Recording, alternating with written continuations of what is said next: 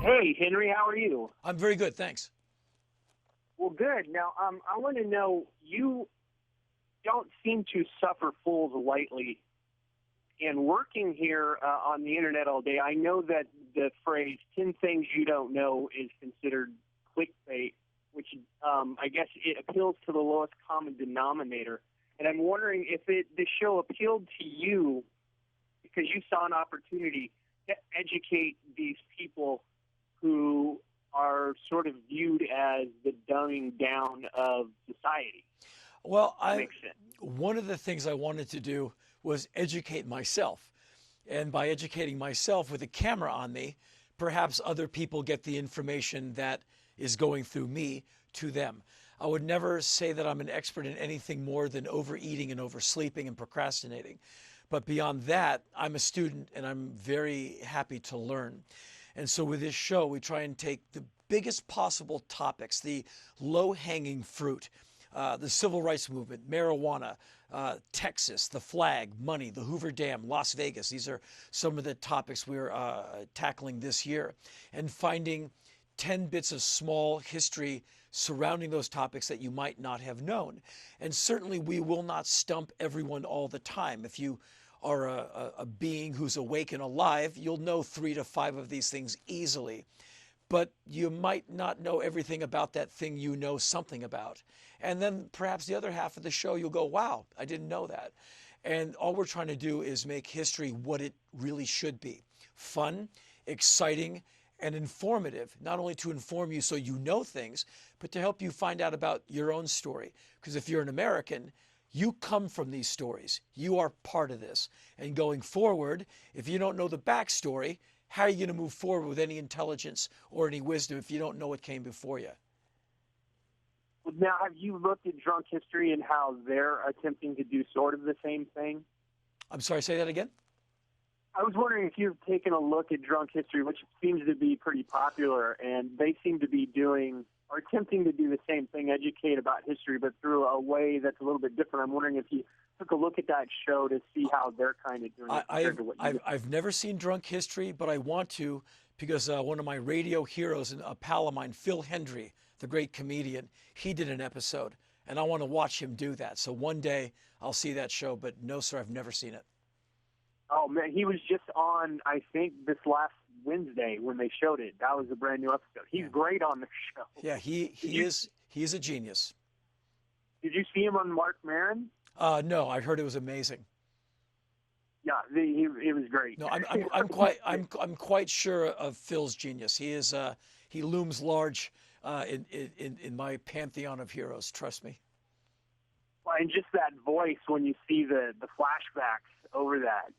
I mean, that's what he should be doing, I guess. Yeah. But now I want to know, when you go through Virginia, are you going to take people back to the Haagen-Dazs ice cream that is so prominent in anything you read in your bio? Well, it was the last normal job I ever had. And I actually had one last T-shirt from that job, and I took it to a framer, and I had him frame it, and it's on my wall.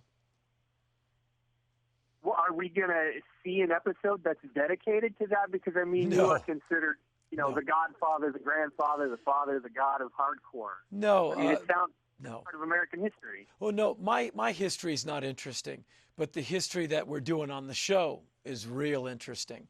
But no, my history is the last thing you'd want to put on TV, I think. Now, why would you say that? Is that just because you're a humble man? Because I know so many people that would want to watch that. Because instead of doing that, we can talk about Martin Luther King. We can talk about Rosa Parks. We can talk about Ben Franklin and Thomas Jefferson and Abraham Lincoln and these people who are amazing. We can talk about the Hoover Dam project and people who died building a dam that helped irrigate California, that brought water to Arizona. And so to me, that is far more important than anything I've ever gotten up to.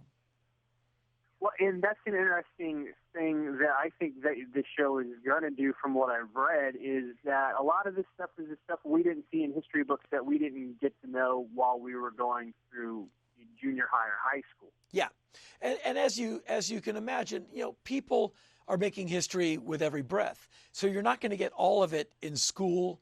You're not going to get all of it if you read a book a day.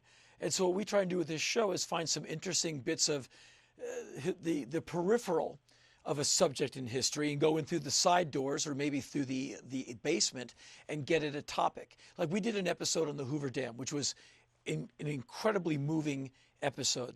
We only spent a couple of days shooting at the Hoover Dam because the Hoover Dam is not the entire story of the Hoover Dam. If you want to talk about the Hoover Dam, you have to talk about all these other places that helped create the Hoover Dam. And so we get at these topics in history by basically going where you might not think of going. And that's the beauty of this show. That's how this show works.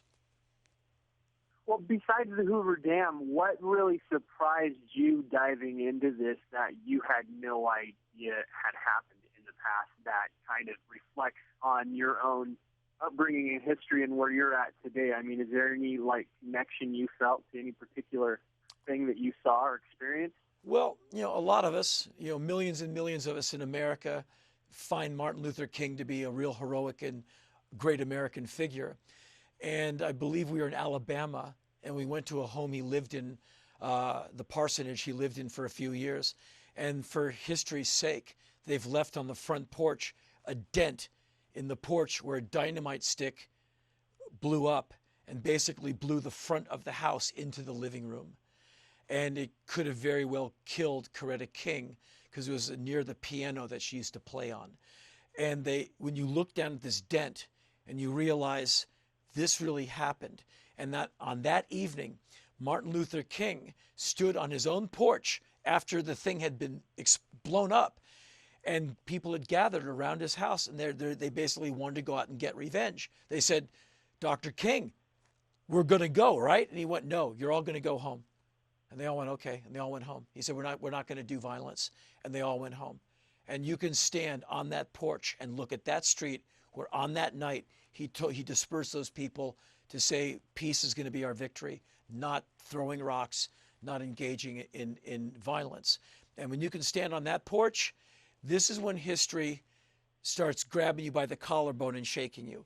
And this is what we try and do with this show. Well, and I think I'm almost out of time, and you may not want to comment on it, but there's something going on in Ferguson that kind of relates to just what you said, and I'm wondering if you have any comments on that, especially the media blackout that has happened in the past couple of days.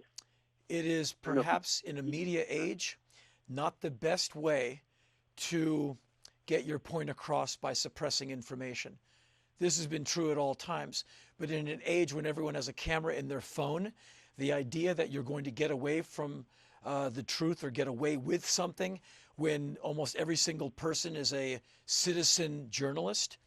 Hopefully things clear up in Ferguson. You can't have violence in this country. Enough is enough. Yeah, enough is enough. Well, thank you, Henry. It's such a pleasure to get to chat with you.